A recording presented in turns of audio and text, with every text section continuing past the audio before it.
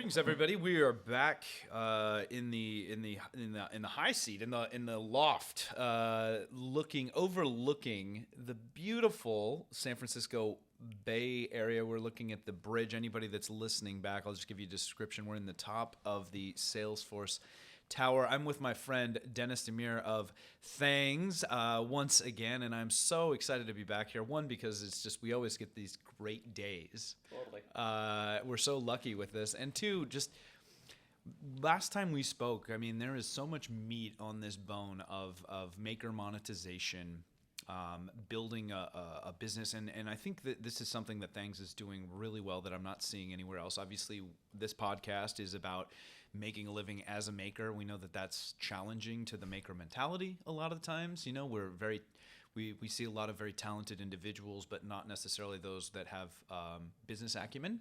You know, and so they're trying to find their way in this new world, in this new ways to make money, and we're seeing like new categories just come out so rapidly. We're seeing so much growth, and you're a very data-centric individual, and so it's like when we talk offline, I just see how genuinely excited you are to be tracking all of this data and seeing how successful people are being and all that stuff. But anyway, we'll get to all that. Thank you again for taking the time out of your busy day to join us and have this conversation. Thank you for having me. Yeah. This is amazing. Yeah, I mean, I know how energized I get, and I hope you do as well every time we get together and have these chats. So you know it. I love this. Oh, it's so great. One of the things that we're going to dive into today that I'm just loving is that you guys just released a new eBook. Why don't you just really give us the high level on what your goals were with that and what it's all about? Yeah, and without getting into the actual ebook, which we can get into, just like the high level crib notes. Yeah. To tell you where we came from, it was based on a concept of a new team that we've hired and spun up at Thangs. Okay. And the team is called Designer Success. Okay. And as you'd imagine, it's kind of like, you want your customers to be successful. Well, for us, our customers are designers. We want them to be successful. And so the ebook came out of this designer success team. And the designer success team is a different approach than what we've done in the past. And some of you probably know folks that work at Thangs because we're constantly involved in the design community. What this team does is very specific. Okay. They look at the designers that I would call the middle, the normal distribution. Okay. So the ones, not the top 10. Okay. But the middle 80%. The juicy center of the bell curve. Yeah, Okay. and they're up and coming. Okay. And it's about getting them the enablement that they need. So we don't charge them anything or anything like that. It's all free, but giving them the coaching for the patterns to help them grow. And so the catalyst coming into this is a brand new team. Yeah. The team has a couple of folks on it, but to give you a sense for like who's on this kind of a team, Yeah. it's two that I'll talk about. One is someone who is a very, very early stage employee at MakerBot. And so they've been with 3D printing and the 3D design community forever. They went to art school. They're into 3D design. Oh, cool. They've worked in this field, in the domain. And so that's all they really think about. It's their passion. It's what they love. Okay. Then on the other side, we have somebody who I worked with in a past life, but spent a lot of their time at Slack. Slack was very good.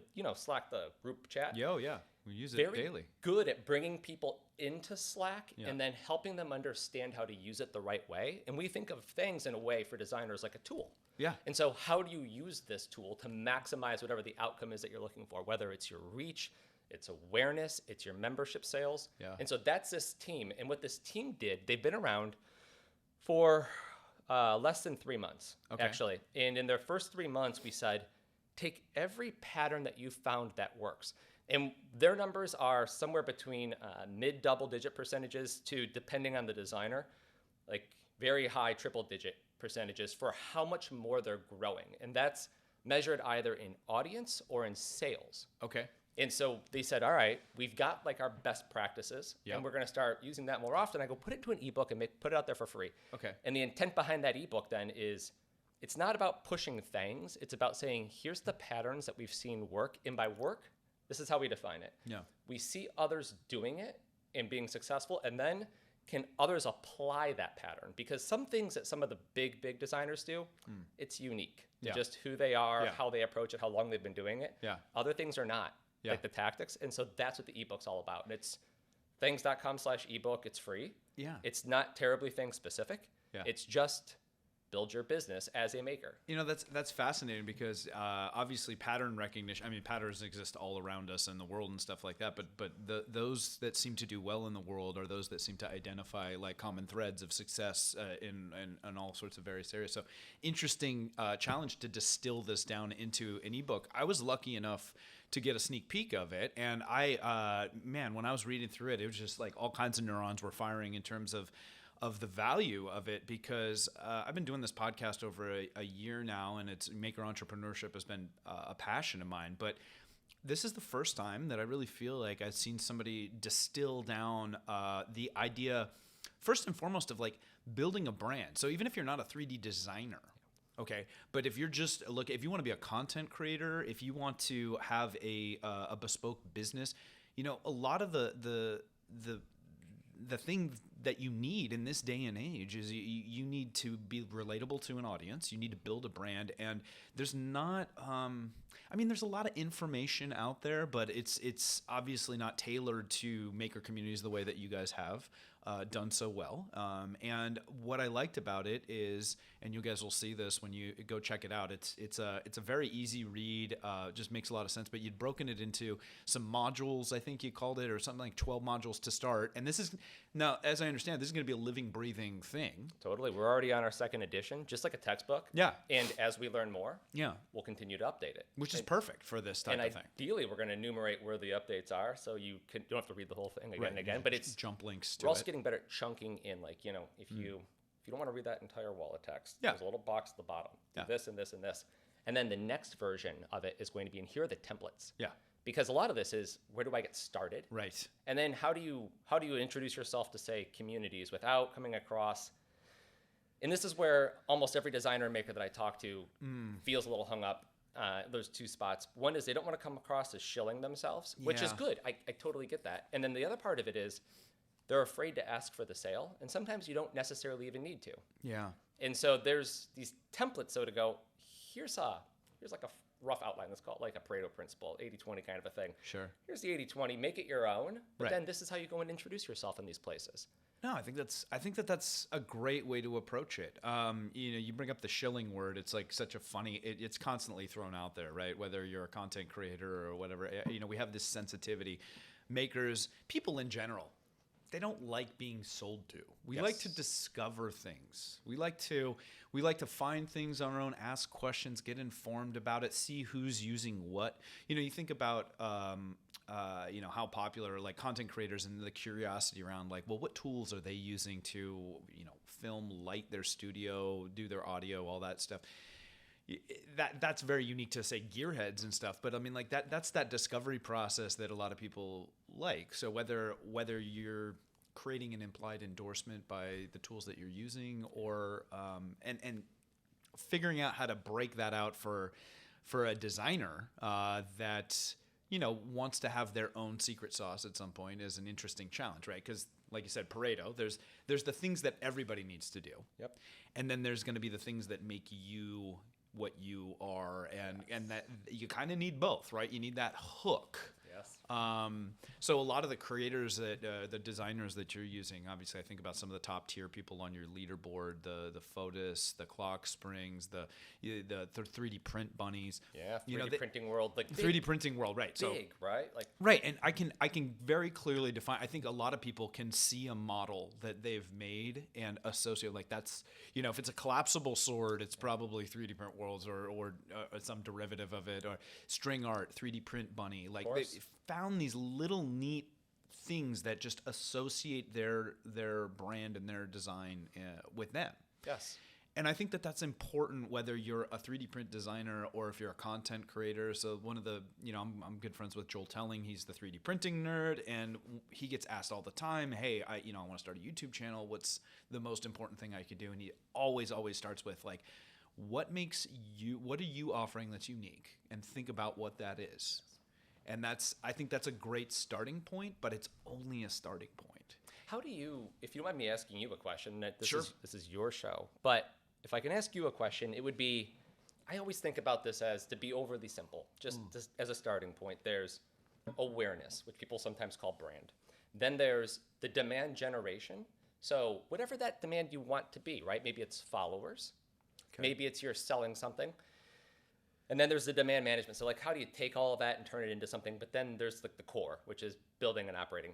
Taking the whole back part of this off and starting with just awareness and brand. You already led into this a little bit with your story from Joel, which is why I've got to ask you. This is an area where I can talk more about the patterns that we see and then what we did kind of building Thangs from zero, but you can talk about that genuine identity that becomes the brand, because that's something that you're incredibly well known for. And honestly, is the reason why I love getting together with you. Because you could ask 100 people and they're all going to be like, yeah, like, great guy. Because that's what I tweeted after our first episode. It was like, well, no, you get to know you in person and you go like, oh, this is exactly who you would expect them to be. And that's the starting point, awareness, and then demand generation and demand management. Right. Well, I speaking from personal experience, I think that breaking down the wall that the internet puts up between us is like the first thing that I always focus on. And so I say this time and time again, but the value of like going to events and letting people see and interact with you in person, so that they really have an understanding of who you are. And so I would argue the same thing for a 3D print designer. Some of the most prolific designers out there are going along to a lot of the same 3D printing trade shows. You know, we see Photos, we see Clockspring, we see Bunny at a lot of these things. And it just adds a tangibility, a relatability.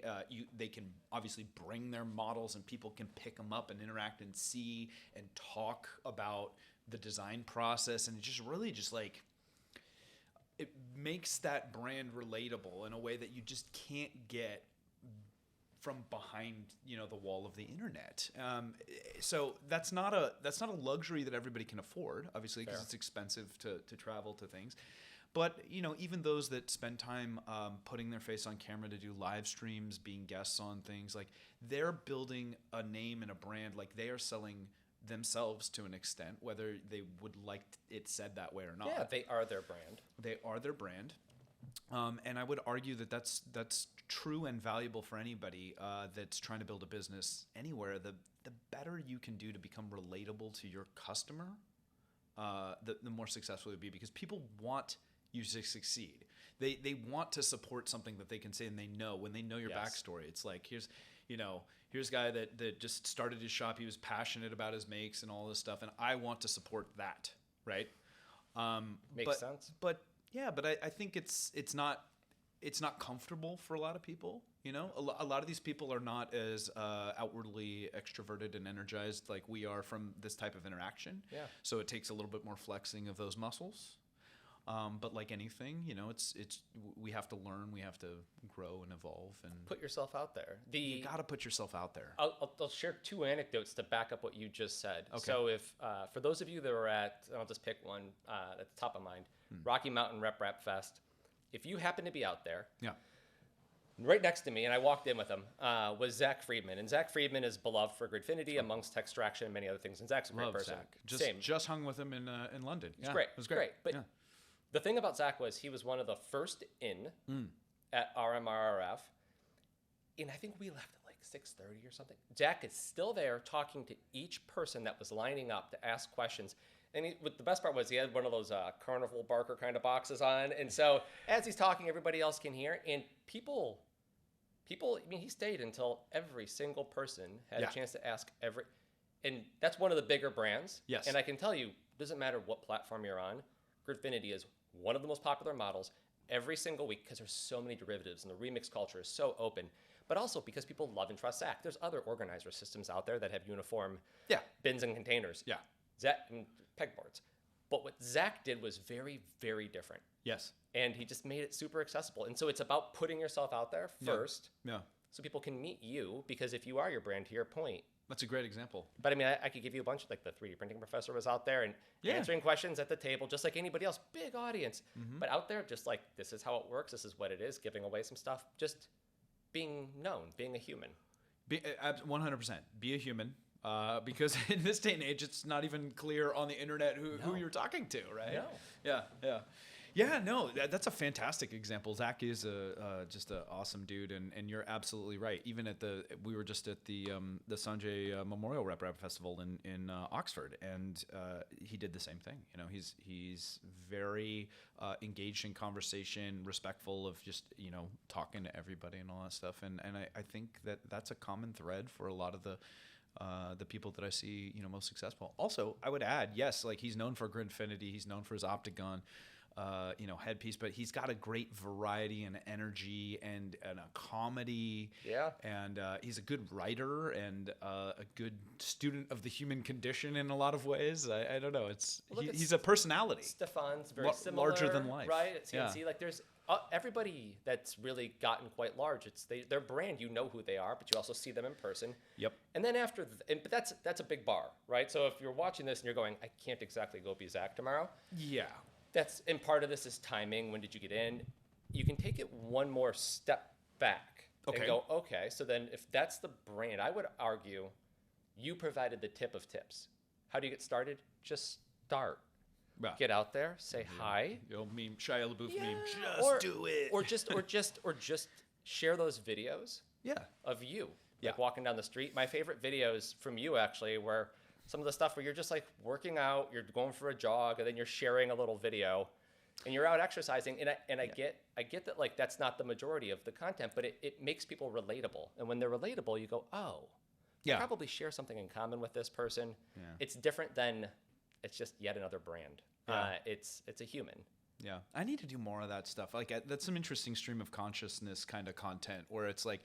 I get out I'm very big on making sure I get my heart rate up on a daily basis if I can, because it just it's good for mental health and getting the neurons firing. And so like I was just taking that time. That actually started as a life hack, right? Where I was like, I need to be out a little bit more. I need to spend time. I wanted to get some thoughts down. Like I don't have nearly as much time to journal, as I would like. So I was like, I hate using the term vlog, but it was a little bit of that. But I wanted it to be a digestible chunk, right? And I was toying with. I was still learning TikTok, so it was kind of like but it wasn't an perfect. Exercise for that. It was a window into you. Yeah. No, and I thank you. I appreciate it. And I work out every morning before the sun comes up, so I look at that and I'm like, oh, this is a person that I feel like I can, I understand a bit more. Nothing to do with 3D printing. Not at all. Yep. But it was just that. So I guess the point that you're making is the point that I would share with anybody who's going, all right, how do you get to be Pooch, Joel Telling, any of these like really big names in our space, you don't just show up one day and that happens. No. You introduce yourself, Yeah. You're a human, and then you're consistent and you keep consistent frequency. Yeah. And eventually it takes care of itself. I can talk about some of so zooming back out, you were asking about the ebook and then like what are the patterns that we're seeing from this new designer success team. And I'm happy to share a couple of them. It's an easy read. It's short. It's spaced. Yes, I want to do that. But really quick before you dive in on that, you were talking about your consumer success team, and I just wanted a little clarity around that. They're not part of your marketing team. They're a completely separate thing. Is that right? Good question. Yeah, and so it's like you could call them customer success in a way, but we view designers as our customers, but we call them designer success, and they are not in marketing. They report directly to me, and they are the size of our marketing team at this point now. And that's intentional. Very intentional. And why? Highly specific. Because if traditionally, for those who aren't aware, this tends to live in what you would call like a sales function. So demand management, and that's where you would typically park it, or you'd park it in demand generation, which is more marketing. The problem with putting it in any function like that, as we see it, and we're trying something a little new here, is I don't want them to have an incentive system that is entirely based on everything I do right now in this exact moment has to produce some sort of dollar amount, which we love for designers because we don't get paid unless designers get paid. Yeah. I wanted them to be able to just go, here's the patterns, be thoughtful, and then at scale across a lot of designers, just give them the patterns. The ebook is an example, but if you're a premium designer on Thangs, premium only meaning you have like a membership that's in place, you get emails from these guys a couple times a week. And it's like, here's a template, here's a growth motion that we're seeing working, and then here's how you apply the two. Or we've released a new capability somewhere in the platform that allows you to increase your retention, Yes. or a new discount type or a new acquisition type. Here's how you use it. And then what we'll do is we'll have 1 or 2 designers use it, see the pattern and what works, and then we tell everybody, here's the pattern that works. So their only job is not necessarily for like day-to-day, I put in X units of effort or resource, and then it produces immediately Y amount of acquisition in terms of growth. Yeah. They are thinking about because if you, I'll give you like the simple math on this. If you put that function in anything that's close to demand management, sales, or demand generation marketing, they won't help the normal distribution of that curve. Yeah. They'll do power law stuff, which is the people that are already the most successful. You double down, you push everything behind that. They're already doing fine, and we do support those designers. Yeah. This is about creating, let's call it like a healthy middle class. Yes. Right? And so yes. we want a healthy middle class, and those people actually need the most amount of help. The ones that are crushing it, the top, let's call it like the 90th percentile, people that are just blowing it out, making hundreds of thousands of dollars a year already, like they're fine. Yeah. And we will help them. Yes. I want to take what they've done and make everybody that successful. And so that's their charter. Yeah. But if you put them in either place, they're going to focus on where they get the immediate ROI. So I mean, does that make sense? No, it makes perfect sense, and I'm glad you articulated it this way, because it's so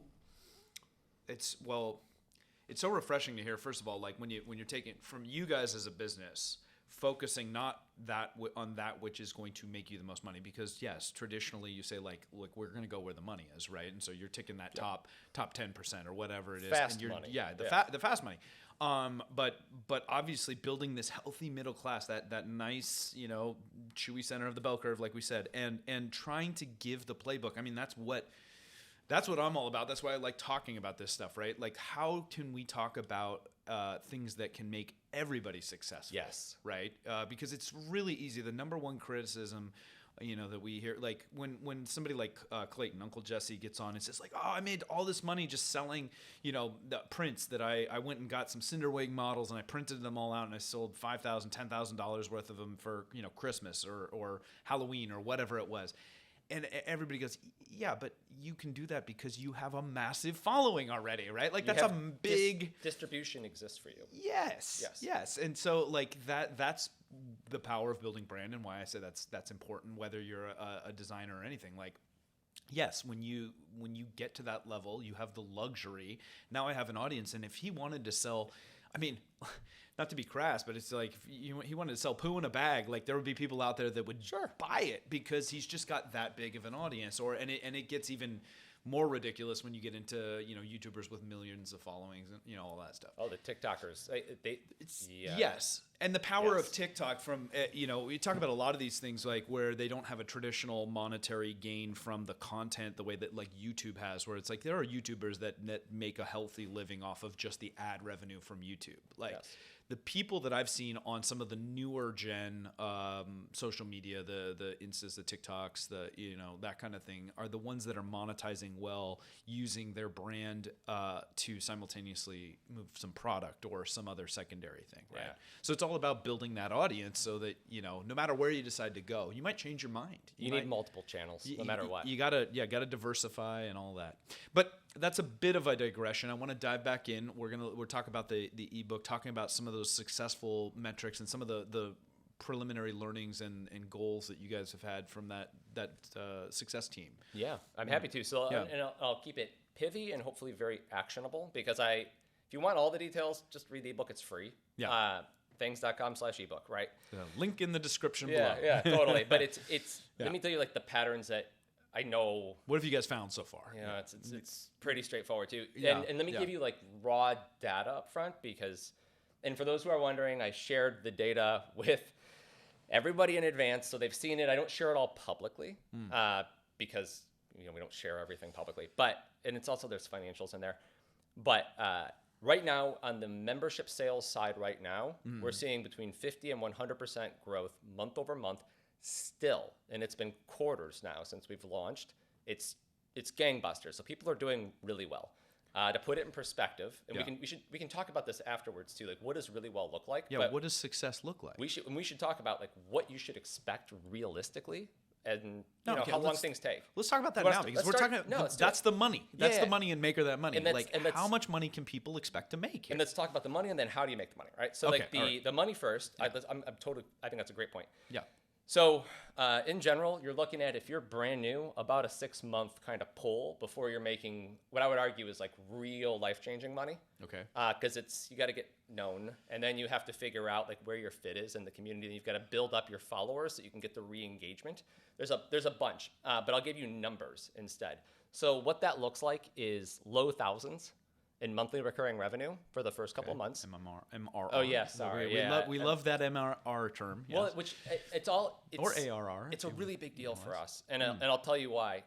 Yeah. Recurring revenue is always better because it compounds. But from a designer perspective or a maker point of view, if you're making money in a transactional basis, meaning you do something, then you sell the 5,000 things, that's done. The 5,000 are gone. Right. Which means it's great. It's Gotta great, make but some it's bursty. Yeah. And the amount of money that you make is directly proportional to how much time you're going to invest that week, that month, that quarter. This is different. Everything in this world, if it's recurring revenue, compounds. Right. It compounds very nicely. And so to give you like just a sense of perspective on that, Yeah. let's imagine that you're making, and this is going to sound crazy, but this is the beauty of compounding math. If you're making, let's say $1,000 in monthly recurring revenue, and all you do is grow that number by 16% each week, Yeah. which isn't that hard. Let's imagine that you're selling like $20 plans. It's not a huge lift, especially on Thangs. We see this all day long. If you're doing it at 16% week over week, you're going to grow 85% month over month. Interesting. Month over month. And then you ask yourself, like, how many designers are making over $1 million just off of memberships and subscriptions? There's plenty. Go to Patreon or any other platform and you'll see them. We can talk about like which categories seem to be over millions of dollars. Oh yeah, Annual. You're annualizing. Yeah. Public information. You can look it up on Patreon. Sure. It's out there. Yeah. That's just the memberships. Yeah. They have other income streams in general. Yeah. And then we have designers on Thangs, and our memberships product has been out for not very long. Yeah. Just under 6 months, so it's 5 months now. And we already have designers that are bringing in 6-figure incomes now. But the point that I was making on recurring revenue is anything transactional, that's not a great income source. It's fine, but it's only great when you continue to basically work like an animal, right? Like 40 to 80 hours a week, because how hard you work is how much you drive in terms of new demand that you can manage and then monetize. Recurring revenue is if you have just the ability to grow 16% each week, which means if you've got, say, 1,000 supporters, Yeah. it's 160 a week. If you have 100, it's 16 a week. You grow by 85% per month.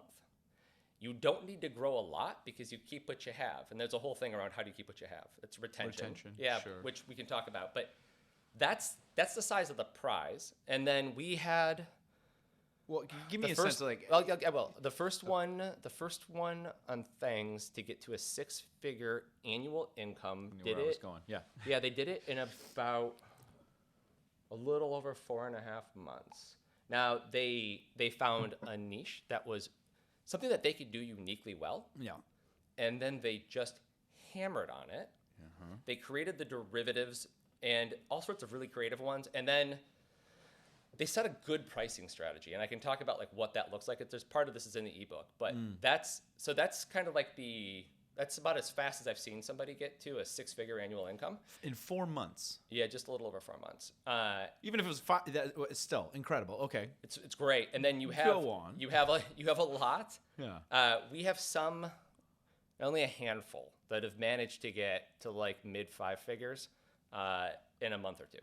That's pretty rare. Okay. It happens. Okay. It happens. Okay. And then the majority are more what I was talking about. Yeah. Like they start in the hundreds and they just make sure that they're growing consistently. And growth in this space, it's got to be recurring revenue. Yeah. Growth, I mentioned this last time when we talked, but the math of it's so strange for most people. Here's the takeaway. Believe it or not, once you've got like this even relatively small base of supporters that stick with you each month, it is cheaper to keep the ones that you have. Cheaper in terms of your time, not money. And your time and your effort, or also money, depending on how you're acquiring. Yeah. To keep who you have than to offset the ones that drop Yeah. with net new. It's always harder To acquire new, it's better to keep who you have. And there's a couple of very simple tricks for how you keep who you have. So this sounds pretty consistent with the general business wisdom as it is, that it's cheaper to retain existing customer bases than it is to acquire new ones, just generically speaking. Ever since Thomas Thangs did the SAS math out of Redpoint about 12 years ago on this, this is what everybody's considered to be normal. But, well, you've got a very large audience. We have a lot of users. Well, people that have gone through this a few times get it, and we would call it normal, typical knowledge. I've talked to those designers. I met with four designers before the end of Monday just this week. Even the biggest, most successful ones, I have to explain this to. I use a little spreadsheet to kind of show some examples and like the scenarios. Yeah.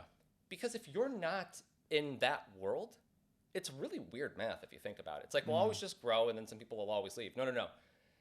Grow, yes, but if you have to prioritize the two past like that initial start point, so like call it like month 3 or month 4, you should be splitting your time probably between acquiring new and keeping who you have. Yeah, it is much cheaper because the compounding sticks, and we do things. I mean, I have the data, so we do things like if you have a paid membership on Thangs. This sounds nuts, but now everyone's gonna know about it now. If you have a paid membership on Thangs, and someone goes to leave your membership. Yeah. So they're supporting you, they're monthly. There's a little cancel button that they hit. Yeah. And we say, okay, we get it. Could you tell us why you're canceling? And they don't have to, but if they want to. Why do you want to quit the gym? That reminds me of the whole, like, are they required to? We make this joke all the time. It takes an extra second. And it's not for us, actually. You don't see it. Sure. It goes to the designer. So the designer knows why people leave. Yeah. And they have access to a little CSV that gives them every single person the reason why. But here's what we do next. And this we pay out of our own pocket. And the designers don't pay us cent for this. We go, if we said that next month was 50% off on Thangs, so the designer gets the full amount of money, we pay the 50% delta out of our pocket. Okay. Would you stick around? And a lot of them go, yeah, actually I would. And the reason why is it's frequency. So there are some months where designers are on vacation. Yeah. There's some months where they're attending Rep Fests. And so what happens, you're just feeling less inspired to create. That's the challenge of being a creative. Well, it's like the Pressfield thing. Make sure that you sit down for an hour a day and never get up until you've done just enough to get started. Yeah. Who knows if that's generally considered to be like a best practice. But regardless, if you just do that, more often than not, the number.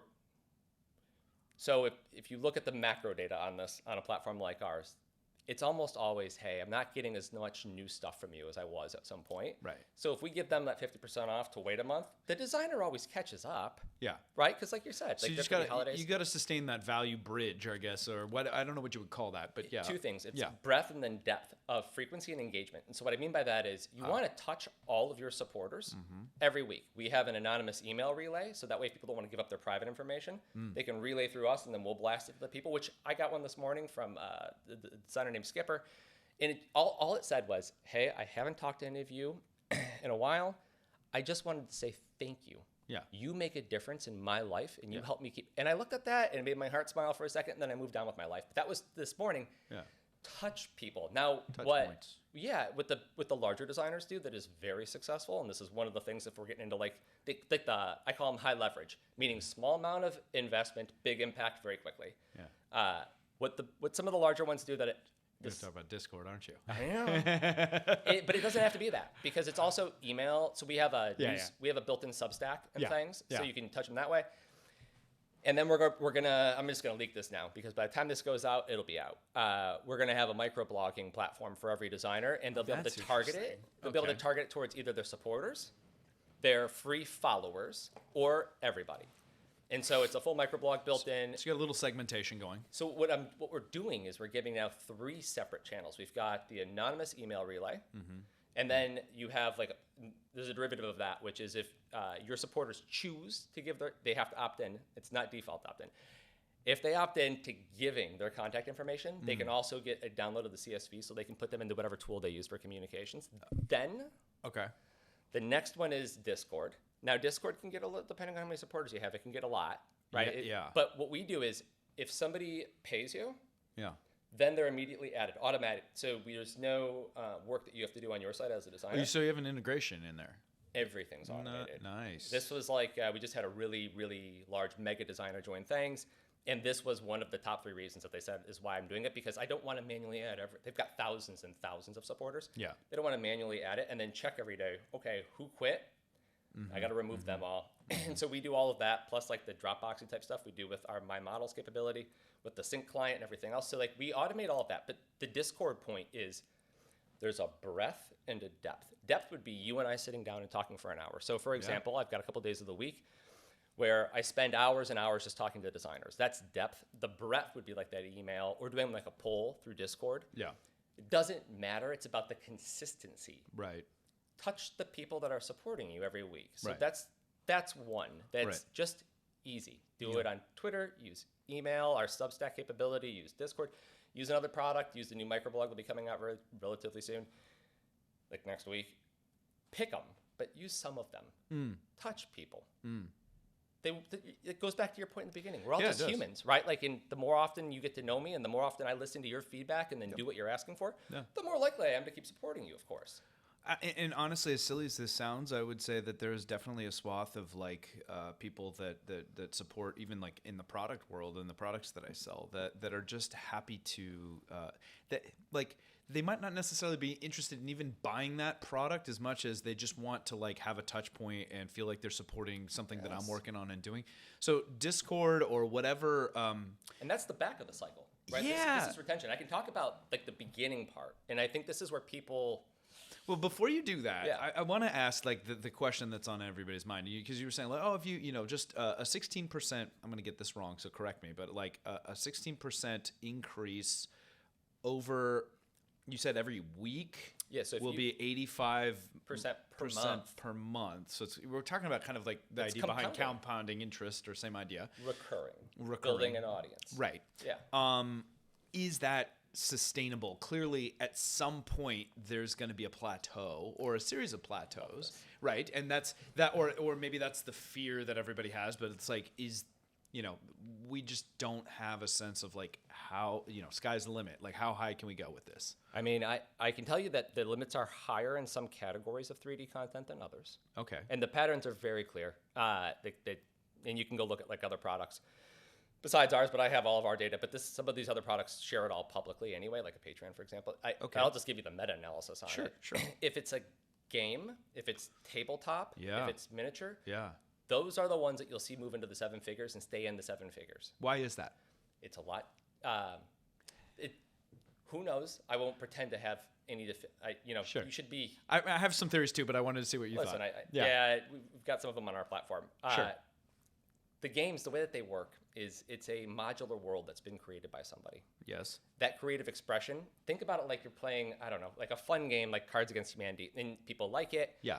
Whether or not it's whatever. Yeah. You buy those expansion packs. Yeah. That's how these tabletop games work. And so they're always building more narrative. And if you're the dungeon master in the D&D scenario, either you're writing the narrative or somebody else is writing the narrative. The cool part about what they do is they write the narrative and then they give you the new figurines that go along with it. Yep. And then exploding dice towers and everything else. But that's just one category. I would argue it's actually not even the biggest category. Okay. What's the biggest category? So you said people worry about saturation. Yeah. Those categories, they seem to have no upper limit. They just keep getting, and again, you can look this up. It's there. It's public. They're making 7 figures plus. It's crazy how well they're doing. Right. Toys do really, really well. Why?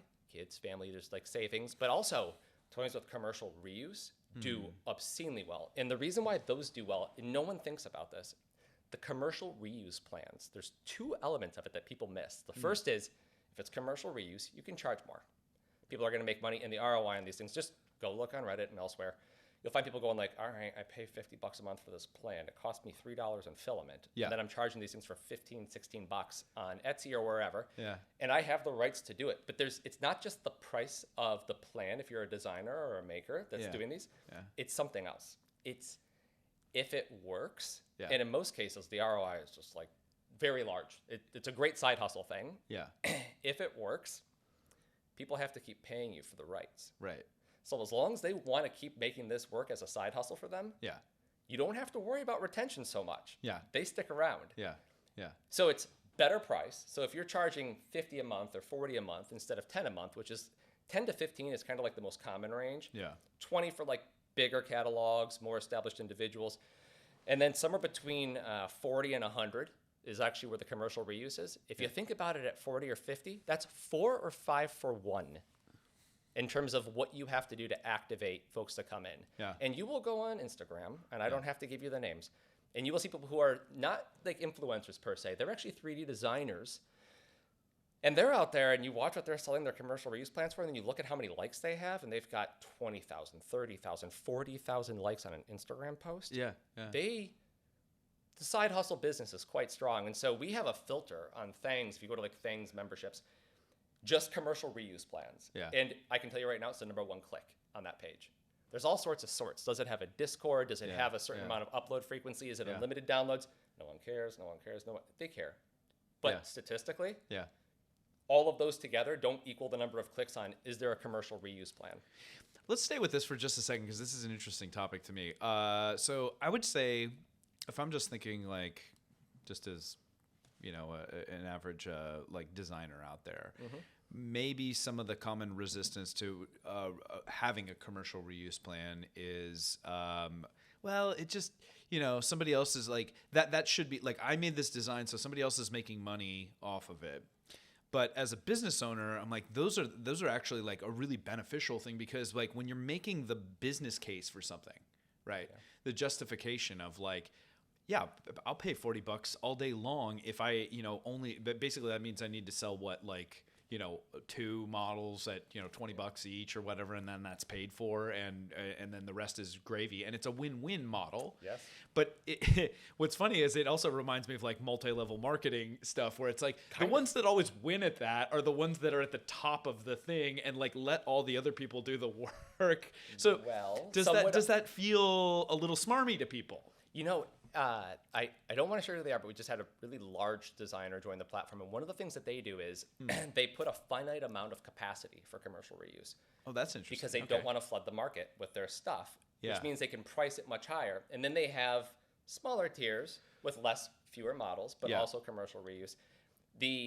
One of the things, when you talk about the saturation though, we're the very beginning of the S-curve. I showed you how many memberships we're selling per week. Yeah. And it's a hockey stick. It's not even slowing down. It's accelerating as it gets bigger. Yeah. But I'll give you an example. Yeah. So we've got a couple designers who just do interior design, wall hangings, but really good, meaning French cleats on beautifully designed who doesn't? Yeah.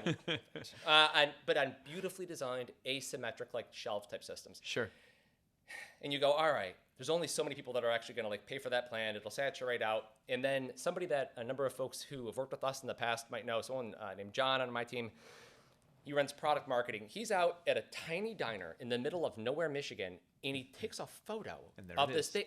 Someone went out there and used it. Yeah, and this is where I was going to go next, which is there's commercial reuse, meaning I'm going to go take these, print these, put them on Etsy, take them to local markets, and then just make a couple bucks on the side, right? Like just to help out with holiday presents or whatever. Right. That's one group. Right. But they also have plans that are commercial reuse, but not commercial reuse for marketplaces. Yeah. This is the way that we approach licensing on things is we don't. We have defaults, but make their own people can choose whatever they want. Some platforms are very opinionated on like these are the right licenses and these are the wrong. We go, you choose. We're here. The designer is our customer, right? And so we think about things a little differently. And so they will do like, this is my own business, and they scope it down. It's either a smaller number of models, so not all of my interior designs, just shelving, for example. Yeah. Or they go, it's for use within your business. Some of them actually price, and there's only a small number of these, but they price their plans really high, and they go, you can use this for marketing. So if you're a 3D printer company, for example, you can take this and put this in your ads, in your commercials. And you know what? It is so much cheaper for them to pay a couple $100 a month for the duration of that ad. Oh, it's super clever. And so that's another one of those tactics. And then you just go and you say, hey, listen, this is the cheapest content you're ever going to purchase. Well, because historically it's been so abused, and it at least gives a proper And they do write checks nowadays. Historically, they did this take without asking. Yeah. Now they generally will write a check to somebody, but it's actually a lot more beneficial for you to go for the duration of time that you are running that ad. Yeah. Which could be a few months, few quarters. If it does well, pay them a couple $100 a month. Yeah. They do well. Commercial reuse has all of these different variations, and they all are this lesser known, huge financial opportunity for designers. And people are doing it more and more. The one thing that I will say about this is, please don't underprice yourself. We have seen very little price elasticity. So price elasticity is a simple thing. It's depending on where your price is at, what happens to the demand curve. We see a lot less price elasticity than you would think on those types of plans. Why? Because again, the return is immediate. And as you said, the business proposition makes sense. Yeah. As long as that like all balances out, it does well. You're gonna need to provide a little bit more there, because pricing is hands down the thing that so many people are just nervous around. It causes a lot of stress and anxiety for people that just don't have a sense. Like you said, I think historically we tend to undervalue ourselves, not thinking about how much time and energy and stuff. And when you're getting started, right, I think just common feedback I get from a lot of people: I didn't price this thing right to begin with. I didn't think about how much work was going into it. I didn't pay myself for my time. Let me give you like actual data. Give me data. So I showed this to you before this started, just in case. I didn't know, and I'm glad I showed you a bunch of stuff just in case it comes up, because I wanted others to, trust but verify. I wanted somebody to actually see the data. Believe it or not, people have a hard time pricing at $10. When we launched the memberships plan, Right. The memberships platform within Thangs, Right. about 5 months ago, we had a lot of tough conversations because we said, we're not going to let you price yourself below $10. $10 minimum. Yep. And people said, I'll never get it. And what I showed you was the average designer sale is at $16. Yeah. Yeah. Believe it or not, everyone underprices themselves. Why? I think it's really straight. Well, there's a psychological component that I can't, like human nature, I don't have the hubris to try to say I know why on that. Pricing strategy, if you haven't read anything from Dan Ariely, do. Okay. Dan's books are amazing. I had a chance to work with him at one point in a prior life. But he's kind of like the definitive person on this. So everyone underprices themselves because they price based on what they perceive to be the value, and everybody thinks less of themselves than others do in most cases. But take all the psychology out for a second. Okay. What they forget is that buying this anywhere else, you're going to pay $10, $12, $8 for a model, right, if it's of decent quality from a good designer on a platform. Or you could charge, say, $15 or $20 instead of $10 for one model, and they get 5 models a month. Why would you not do that? The question now becomes retention. How often can you put out more models? Yeah.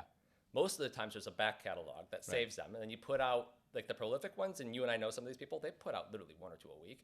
You don't have to do, but they're also making enough money where that's their full-time job. Right. Some of the ones that aren't put out 1 a week, 1 every other week, that's great. Right. And that's good enough. Right. Because you get to download, the way that the memberships work on Thangs is different than anywhere else for the time being. So I'm sure somebody will copy this at some point.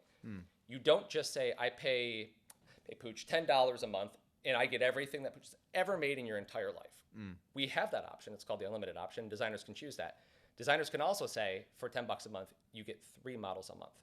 Or five models. And if they're a designer who on a marketplace is selling these models at $10 a pop, then for them to go, it's take literally in 1 month, download every single model I've ever made for $10. And that would have cost you $5,000. Yeah. But it costs you 10, and then they just hit the cancel button. If you're a designer, you can figure out what that reasonable threshold is, but they don't factor in the point that there's substitution cost from a user perspective. Because I would much rather pay somebody $10 or $12 a month than pay them $7 for one thing if I get 5 on the other. Odds are I'm going to like their other stuff. Yeah.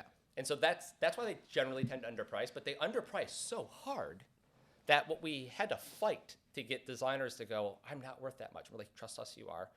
And we did that based on a market analysis that we did on another platform because it's not who anybody would think, because we all launched at the same time. There was this other generic platform that had subscriptions. And so we looked at all the 3D designers on that platform and we said, this is a better, we have a unique take on how we're building that, but what pricing works? And we go, oh my God, everyone's way underpricing themselves. People are selling these plans at 20, 30, 40.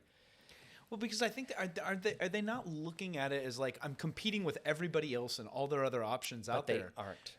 But that's the perception, right? Exactly, and so it's like we get wrapped up in, we talk about the race to the bottom in 3D printing all the time. Like I think there's a in hardware there's a bit of one, right? There is, but I think mentally, like even with designers, they're thinking like, the more people that are on here, the more like I'm competing for a limited. And the truth is like we just don't have a good sense of the scale of this.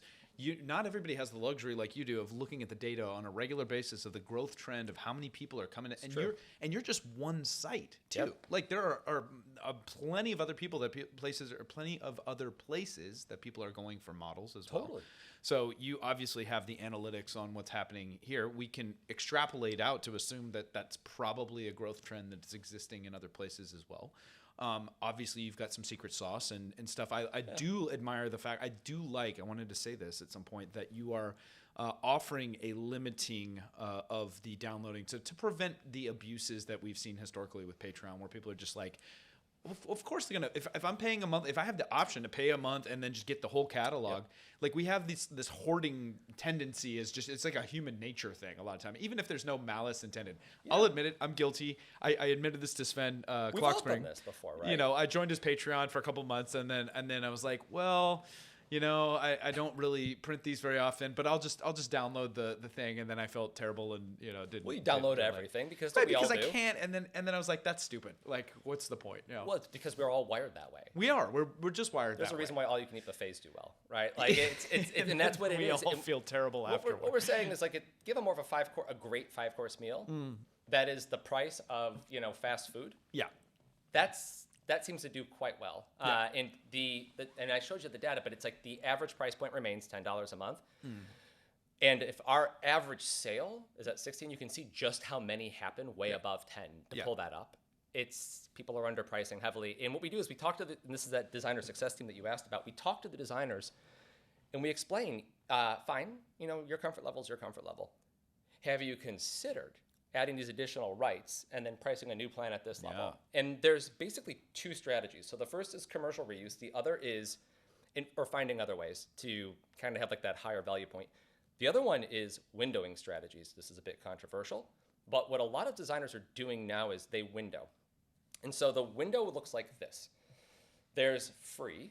Yes. And things go out for free for 2 or 3 weeks. Okay. And then after that, they move it into like this base plan. Okay. And the base plan will have something like, the last 3 to 6 months worth of models. All right. And then there's a plan that's base plan cost plus X. Yeah. And that's got every model I've ever made forever. And so that windowing, we all know that that's traditional media strategy. Sure. Is what it is. Yeah. Right? Like it goes into the theaters, then you can maybe see it on a plane, then pay-per-view. Like, right. There's like this like VOD.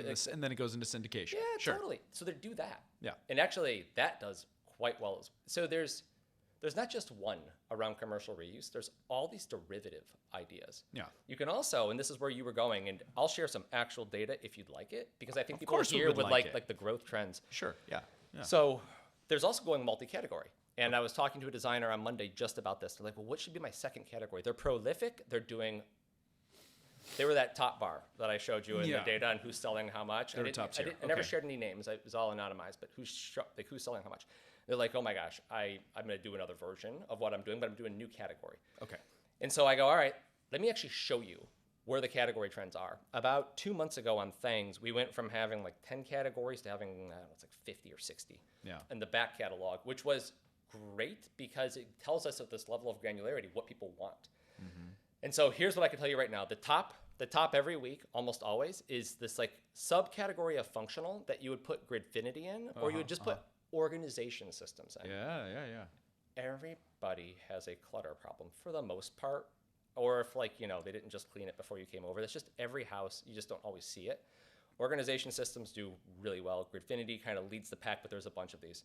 That's the first group. The next group is functional as a top level category, believe it or not. And why? Because it's ultra broad. It probably should be a filter, quite frankly, but it's things that you use in your day-to-day life. Yeah. So everything from like if you have a sliding door and you want one of those jams that goes in, but doesn't take up the whole thing, and you have to pull it out every time. Yeah. These sliding jams, like if you design a really clever one, and there's a couple ways that you can do this, people love that stuff. They're small, they use it, and if you have a catalog of that, so like this DIY part of functional, the functional printing is blowing up.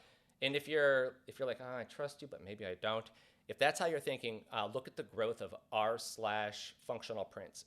That subreddit, it's exploding faster than even r/3D printing. And that data is all public. There's tools that you can use that analyze those trends.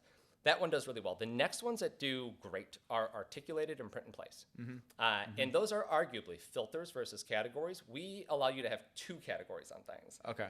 Because we want to increase discoverability for designers. So we're breaking the traditional MISI, Sure. like the comprehensively exhaustive rule. Yeah. Those 2, just no matter what. The next part is everything seasonal. And if you look at seasonal and you go, that's throwaway, it is not. I can tell you there's one designer who had the #1 really cool, like snow globe that lit up. The level of detail was mind-boggling for the size. You could also turn it into an ornament, and that was it. They, their partner said, "Hey, stop this tinkering stuff," and they stopped making models for the last couple quarters, and then it trended again because people remembered they loved it. They wanted to print it again, and then a bunch of people, and this is new. We did not have this at all last year. A bunch of people start bombing in the comments for this person who didn't even post it. It trended from the back catalog, back up. Yeah. Started bombing them with, "I want to sell this." Yeah. And eventually that person just like 2 weeks ago started a commercial reuse plan, and they're doing quite well all of a sudden. They're probably not going to have that problem with their partner anymore about, your hobby doesn't make any money. Yeah. People love it, and so they started going again. So seasonal does well because it pays every year. The big 3 seasons, forget about everything else. There's really only 3. Yeah. And this is not a US thing. So I just want to kind of, let's just like try to make it generic. It's the fall into the middle of the winter. Yeah. All major religions tend to have some holidays around that time. Yeah. But then most countries have some like fall type holidays. In the US, it would be Halloween, Thanksgiving to Christmas is blowout. If nothing else, and again, I don't want to be specific to any religion. Anything else is true, I can tell you this with 4 years of really good traffic data. People get a lot of 3D printers as presents towards the end of the calendar year. Amen. And they start looking for models, and Yeah. they don't mind paying. They're new. They don't carry all this baggage of the last 10 or 12 years. Yeah. They just go like, I need models, and I pay way more than this for like Netflix or Hulu, so I don't mind paying somebody $10 if I love this catalog, and I'm going to use this for all of my interior design. Right. All right, so that's, if we just go pricing, Yeah. and we're taking pricing, and then we're going, what about multi-category, which Yeah. is where we're at, and I want to connect the dots for everybody. Connect them. Yep. So we started with like the organizational systems, and you can call it like home, but it's basically just organizers. Then there's functional as a general category. A lot of DIY in there that does really well. Sure. Big. Also, because they do a lot of commercial reuse there, those are the plans that can get to $100 a month, and they sell. One of our top 5 designers sells at that point, and they do very well. Yeah. The next one is print in place and articulated as the broad, but what that really represents is actually toys. A lot of people with printers either want toys, we're all just grown-up babies at the end of the day, or they have families, and it's a lot cheaper. Yeah. Instead of buying toys at 30, 40, 50, 60 now with all this inflation, from Amazon, you can basically find any toy you want. And if this person's been doing it for a long time, Yeah. they're cool toys that move, they pose, they're fun. Well, that's it. And AMSs are now like basically free. So now you're not trying to tell a kid, hey, here's your grayscale. Yeah. And nobody wants to change filament every couple of layers. Let's be honest.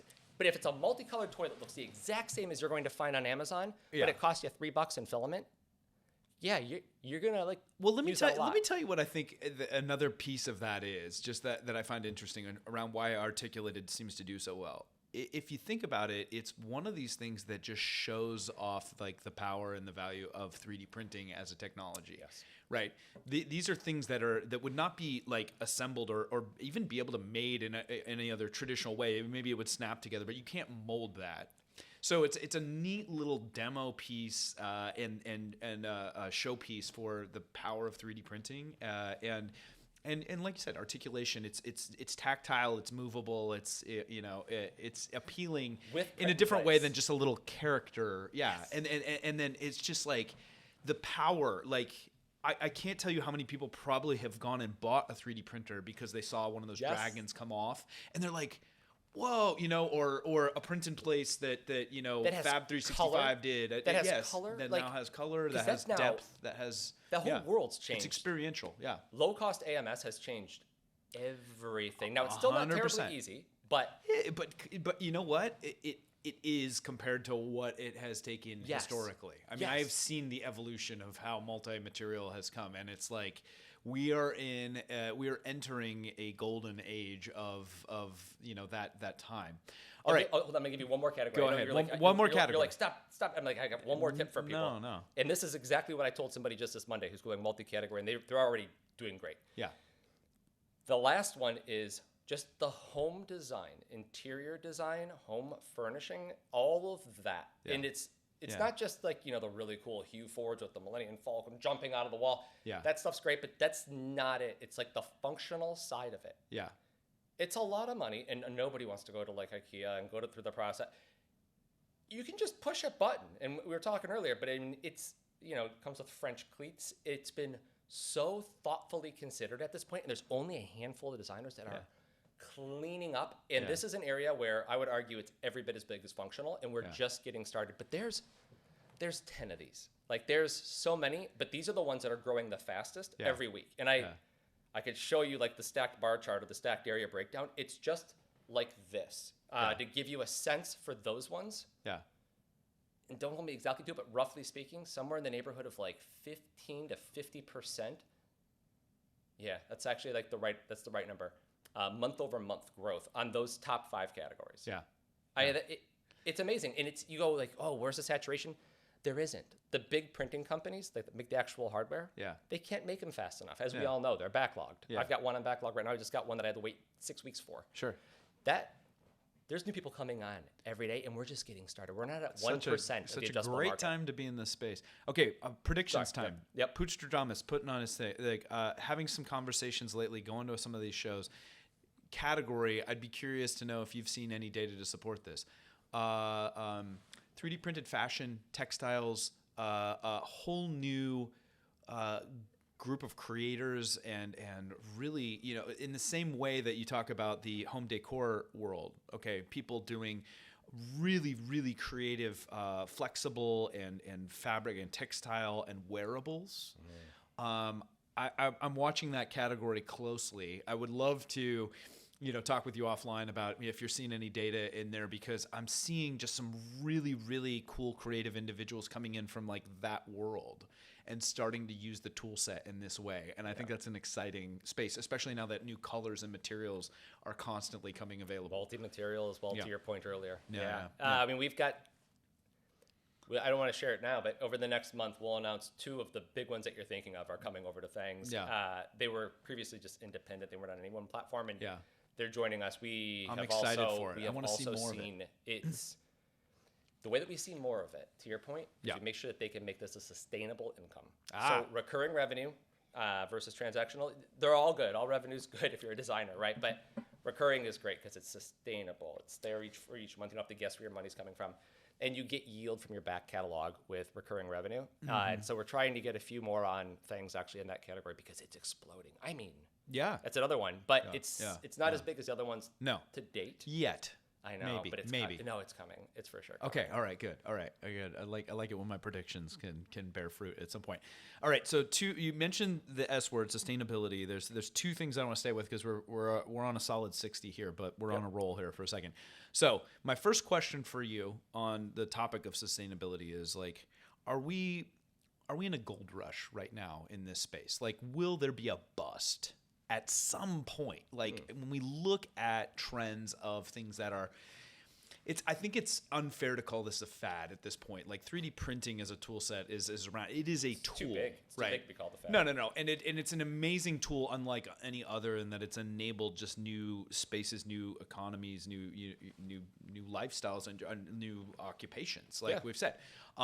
But I think that's a lot of what people are looking at. I'm like, oh, if you get in early and you are riding that wave, like you get into that rich get richer thing. And so the data that we're seeing now and the efforts you're putting in to try to help everybody succeed in that space at some point will plateau. But your contention that I'm hearing is like we're not anywhere near that.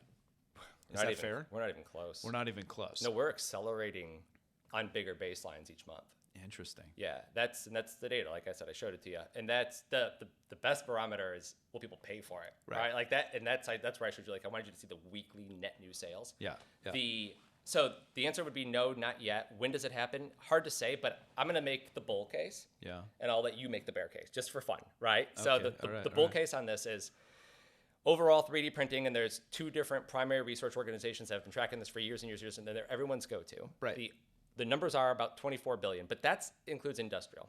If you break it down to desktop, it's Yes. between 4 and 6, depending on who you're asked, growing at 20 to 25% year over year, which is wild for a market. 4 to 6 billion growing at 20 to 25. 20, So just imagine on the low end of that range, let's pick the 6.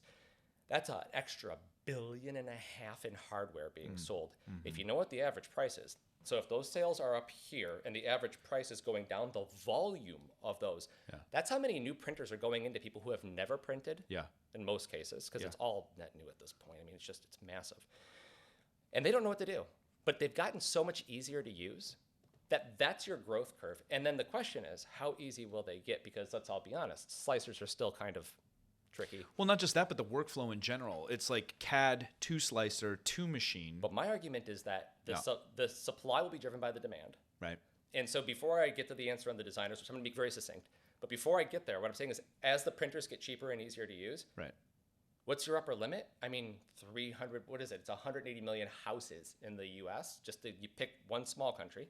Small country. Well, the it US. is in terms of population relative to other areas, right? Yeah, But okay. just in the U.S., All right, 180 million homes, give or take. And out of those, I don't think that there's 1 million or 2 million that are like big 3D printing households yet. What's the upper limit? I don't know. Take Ellie's Cocoa Press and put that in every kitchen. Every single person who breaks, all you need is one magic moment. I had one recently, and I told everybody about it because I'm like, this is why I need a 3D printer, and they're so damn cheap now. Yeah. Sorry, I don't know if this is family friendly. So darn cheap right now. The takeaway for me was I have a bed jet. If you haven't had a bed jet and you're into sleep, it's amazing. They're not that expensive. They blow I keep hot or seeing cold the air. ads. I keep seeing the ads. I haven't They're gotten into it great. yet. I've had it for like a year. You can't sleep without it. Anyway, Really? Yeah, and it has this thing that like it's a little plastic adapter. Yeah. And they were back ordered. Yeah. I couldn't get any. I know people are printing Mine broke. these. Yeah. Of course it broke. And that was a print. I just did a search on Thangs, found it, printed it. And instead of waiting a week and spending a certain amount of money, I had the broken part installed in 3 hours for like $2, $1 worth of filament. I mean, everybody has that. They tell their friends. People get more of these. So the demand side of the content equation goes up. And it's really hard to learn how to 3D design. Really hard. Take a bunch of Blender tutorials if you haven't, and you really want to like help yourself fall especially asleep if you're or hit learning on yourself. Blender. Well, I don't know. I'm not going to knock or Blender. CAD design tool. No, I love Blender. We have a well, Blender but add-on. Blender is a free, accessible. Yeah. No, CAD tools are equally as hard, and so it's the barrier of entry is sufficiently large that there aren't enough new people coming in. Yeah. And if you go down the street from where we are in San Francisco and you talk to the folks at Unity, which I have, they have the same problem on 3D design for riggable assets. Right. There's just not enough designers.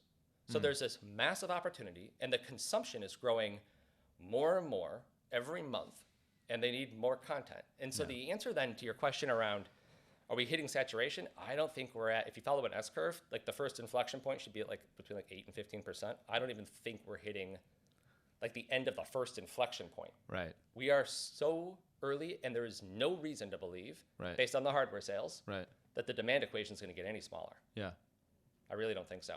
And then what happens is you go back to a traditional business model like you were just talking about, and you go, okay, so what does that mean for me? Should I get into it? Well, you're not even at the beginning of the demand curve. Right. And here's the thing. Everything that you make, assuming you don't give up your perpetual rights, if you got to lease them to somebody, put them into a membership plan, whatever, make sure you're getting paid. Keep your back catalog. Everything you make produces. If you're on YouTube and you're putting up videos, the back catalog is your long tail, but you stack enough long tails, and all of a sudden it becomes very materially valuable. Absolutely. The designers that have kept everything and they're monetizing their back catalog correctly are making so much money. It's not a couple that are making either at or above $1 million a year. It's like pages worth. I could show you. We know who they are. Like, of course, we're interested in having them come to Thangs, right? So there's a lot of that, and it grows and grows and grows. You and I know one that's really large that recently joined Thangs, and they didn't like shut off the other platforms that they were using. They just said, I'm taking new here. Yeah. And in a couple of days, they became a top 10, and then they're about to be a top 5. Yeah. In a couple of days, it's just how much new audience there was for that. Sure. Yeah. I mean, it's well, that and it big. speaks to how compelling their content is as well, too. I mean, it's just a prolific designer. But listen, Dennis, I'm really happy that we're digging in on this. I really, really can't thank you guys enough for trying to be an industry leader in, one, recognizing the value of the maker, and that what you're creating here is actually an economy, is a livelihood for people, and that and maybe unlike some of the past companies out there, I think about like how many people would just die to know what the algorithm was for all these things. Like you guys are actually actively saying like, okay, here's the data that we're seeing. We're sharing it with people so that they can succeed. And that builds up, obviously their success is your success as well. It is in the interest of doing that rather than trying to like necessarily harness and hold on to that data all yourself. So I think that's interesting. I'm going to be watching how this ebook evolves and grows over time. I think we need to have more conversations. I would love to loop some creators in, so maybe some foreshadowing of some more conversations to come. I didn't even get to make I don't even want to be the one making the bearish case because, frankly, I more agree with you. But if I'm playing devil's advocate, there's a whole segment on how AI is going to come and tie into this, and whether or not that's going to come in and eat designers lunch and all that stuff, and that is a massive topic that we're going to need to just save for another time. Let's do it. Let's do a deep dive just on that. Yeah, because I'm sure you have thoughts and feels. We do. Yeah, and it's all about like assistive, but we won't go into that for the time being. Yeah, I think your bear case, you can make it. We're not seeing any of it, and just in general, 3D AI, especially like mechanical or printable, with detail, no one's got anything like that right now. Yeah. You will see posts on Instagram and other places where they try to show it off. The one that was going around a lot about 2.5 weeks ago, we went to try and use it the next day. They were already out of business. So, but also it turns out like the video that was going around, they did like Michael Bay style like smash cuts on it. They made it look like you pushed the button and then it was done. It was actually multiple hours, and it turns out the reason why they went out of business in this one case was it was actually people that were using that, generating a nerf, and then trying to complete the mesh really quickly. And you got an email afterwards. It wasn't a search experience. It wasn't even. Yeah, but at some point, AI comes for everything. Yes, no doubt about it. The way I would look at this right now is it's bullish. And even if AI came in, everything that AI produces is derivative of someone else's work. Right. Own your catalog. Right. Monetize your catalog. The data is the fuel. Don't give away the rights. Exactly. Write your own licensing. And we've never grown faster. We've never been more optimistic. We're actually hiring. And the thing that I would say is not even like the ebook, like it's great. Thank you for allowing us to talk about it. Reach out to us. So send me a DM, send John a DM. Just slide in there, guys. Well, just slide into those just DMs. Send the Twitter DMs. If you have questions, we will just try to help. The way that we think of the business model for us is Thangs monetizes in one way. We don't sell hardware or anything else. Thangs monetizes when designers make money. And so we think about this a lot, and we are trying to build a really large corpus of information. The ebook's just the first version. We've already released the second edition, and we're going to try and iterate every week or two with what we're learning that's new and using the data. Hopefully, it just becomes reusable by everybody, whether you use Thangs or not. We don't have religion on this. The pie is getting so large, we don't all have to quibble over like whose slice is which slice. Yeah. We're happy to have a bigger slice too, but the pie's growing fast enough that we're all going to win. Fantastic. This is the beginning. This is the best time ever to get into it. Excellent. Well, that's a perfect place to wrap up. Thank you again so much for your time. Thank you for hosting us here. Again, I always love it here, and I always love these conversations, and I look forward to doing another one hopefully soon. It flew by. Thank you so much for having us, and Always thank does. you to anybody who listens. Thank you for being you. Thank you for making. Thank you for putting your creativity out in the world. People want more of your art. Don't worry about the AI side of it. Those train off of creative works, and if you keep your licenses, that's yours. All right. Yeah. Fantastic. Go make something. Go make something. This has been Maker That Money, the podcast where we talk about turning your hobby into your jobby. We're here with Dennis DeMeyere, CTO. And you have multiple titles, right? CTO and CPO, CMO, CTO, all the COs at thangs.com. And we thank you for being here. So signing off. Until next time, my friend. Take care. Such an honor. Thank you.